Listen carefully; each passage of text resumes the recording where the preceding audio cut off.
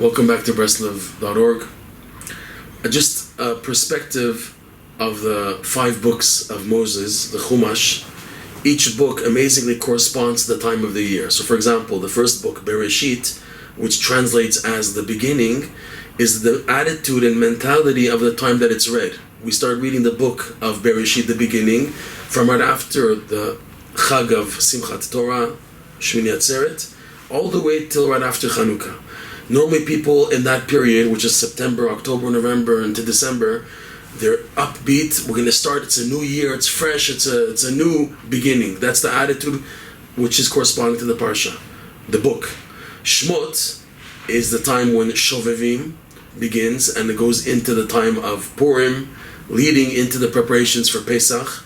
And in that period of Shmot, which is the beginning of like the real winter nights, so we're in a battle. We're trying to maintain our name. Shmot is names, the names of the Jewish people. And we have big battles of the Yetzer Hara, of the evil side, on our self-worth, self-value, self-confidence. That's the whole attitude from the book of the Exodus, the beginning of Shemot, all the way down, to build a name for ourselves that we have a value, so that we can serve Hashem properly. When we recognize that Hashem loves us, B'ni Bechori Yisrael, right? The Jewish people are my firstborn, so it gives us a name.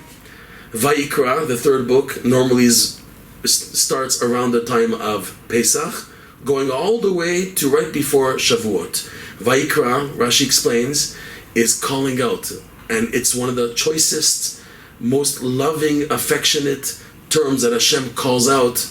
Ein kmo Vayikra, Rashi brings down, that then mechiba, out of love.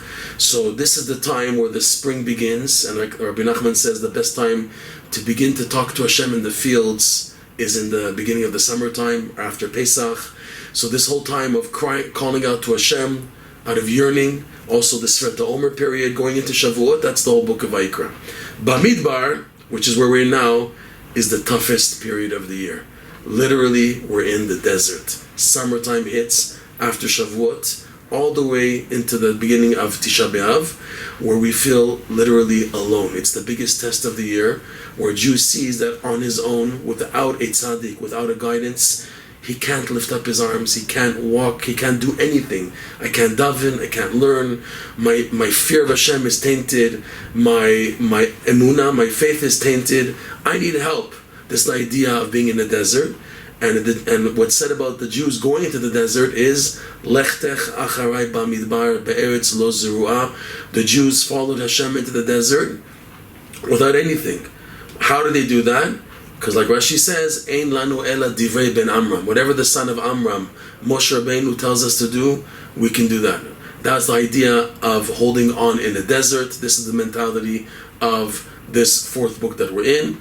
And just to finish it up, the 5th book, Dvarim, which translates as words, is the devotion period from after Tisha B'Av all the way till the end of Sukkot. Whereas we know there's a lot of recitations, there's slichot, there's more Tehillim, there's a lot of books, people read Zohar, people do additional learning and reading. For example, the night of Hoshana Rabbah, we have to read the whole book of Tehillim, etc.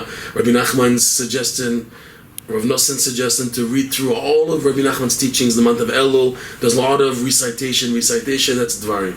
May we merit to connect to the proper parsha in every aspect of the year that it pertains to.